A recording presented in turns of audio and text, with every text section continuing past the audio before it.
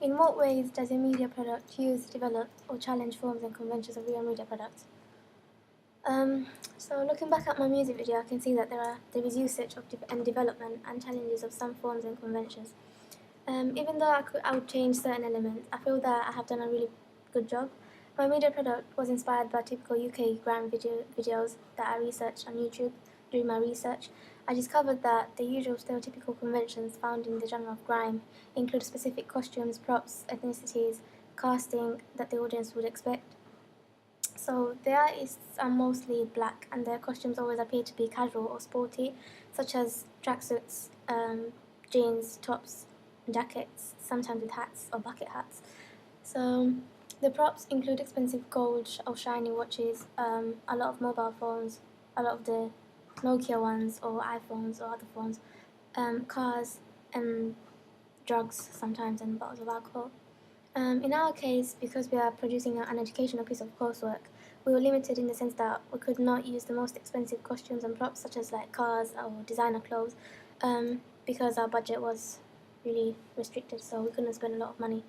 We could barely spend money. So we used what we had. So, and we managed to actually use an expensive watch, because our artist that we used, he actually had an expensive watch which was gold and shiny, so that came into use. We managed to get 3 phones, so Deontay had 2 phones. He had the Nokia one and a Samsung, and then I gave him my iPhone so that it looked like he had 3 phones. We used 3 phones to emphasize the fact that the artist does drug dealing in the streets, and in the lyrics he also mentions that there are 3 phones being used. So you don't trust me, cause I got 3 phones. He also had the right outfits, such as the Jordan tracksuits in the beginning of the video, the North Face jacket, 2 different hats, so the black hat and the bucket hat, and the Levi's. We told him to wear these specific costumes because in our research we found that these were the most worn pieces of clothing, so tracksuits, and these costumes also link with grime and how these people are represented in a more of a street style. In terms of the actress that we used, Paulina, the audience would expect her to dress in a much more seductive and revealing way, because in my research we found that in grime videos, females are more exposed and they're portrayed in a more sexual manner. So again, because this is a coursework, Paulina is actually a student, she couldn't really wear revealing clothes, so that challenged a convention of a real music video, because the audience would expect her to show a bit more skin. She was wearing just normal clothes such as jeans and jackets. And in terms of casting, we managed to do a pretty good job, because we managed to get a black young boy, which is one of the main conventions. The person that we chose, so Deontay, he had the look of the black UK street grime rapper, so he was perfect. Looking back, we actually struggled to find an actor, because the restricted range of ethnicities in our college. So because there are mostly Asian people in our college, we actually struggled to find a black boy that was suitable for our music video, and he had the looks.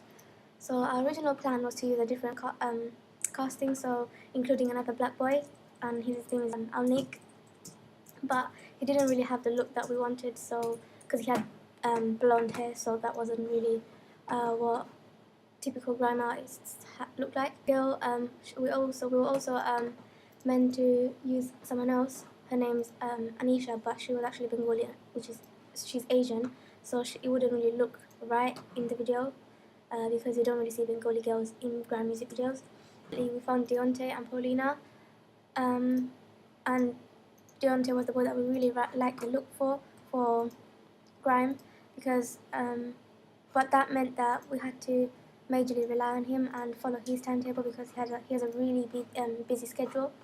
So because of his busy schedule, we really had to work with what we have, and he's managed the time, and we really had a lot of issues, such as communicating, because we only had our phones to communicate, and sometimes he wouldn't reply, and so sometimes a lot of the plans got ruined because he was just busy.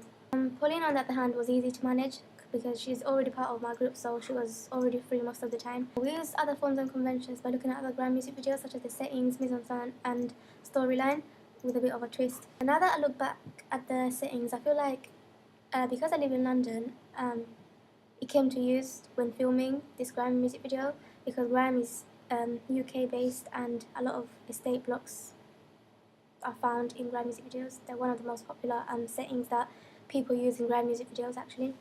Therefore, living in East London was really easy and handy. However, we could have went outside the box by choosing more complex settings, such as hiring an apartment to have a party scene where the characters would have met, but we had to be realistic and we were restricted by our budgets, because if we did hire an apartment, that would have costed us a lot of money. Drug dealing scenes were also found in my research of grime music videos, which I decided to include in my media product, but toned it down a little bit, as in we didn't use images of drugs. We challenged out the convention just by using notes, cash, and doing a close-up of the hands and actors exchanging money and looking around to give an illegal situation effect.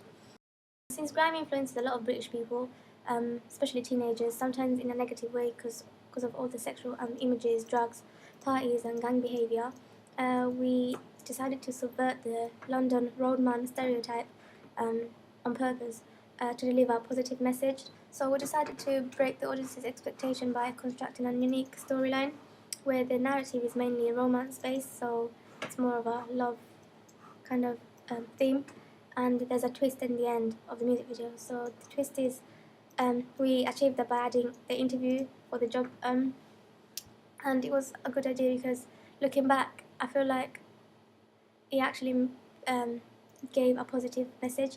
Actually, I could have done a better job if I think about some aspects of it, because, for example, the lack of casting was an obstacle that stopped us from having a more convincing and realistic interview scene. So because I was the only one available to be the interviewer, I tried to achieve an older look by wearing glasses and smart clothing, even though because I look quite young. To a certain extent, it worked, but I feel like having an older person, like age 20 plus, that would have been better for the interview scene because it would have looked more realistic. We again could have thought outside the box by using a professional office with a single desk and two chairs, but because we're students, it was convenient for us to use one of the rooms in our college, so we ended up using the computer room. And the interview scene shows the artist's willingness of changing his life around for the best, and we further strengthened that by adding flashbacks of his life while being in the streets before meeting Paulina, which is the turning point for him. So that challenges the forms and conventions of grime. Another thing that we found from our research of real grime music videos is the title. So the name, usually the first thing that will come up in the first minute or even 30 seconds is the name of the artist. So in our case, LBK, and the name of the song. So we decided to do that by creating our own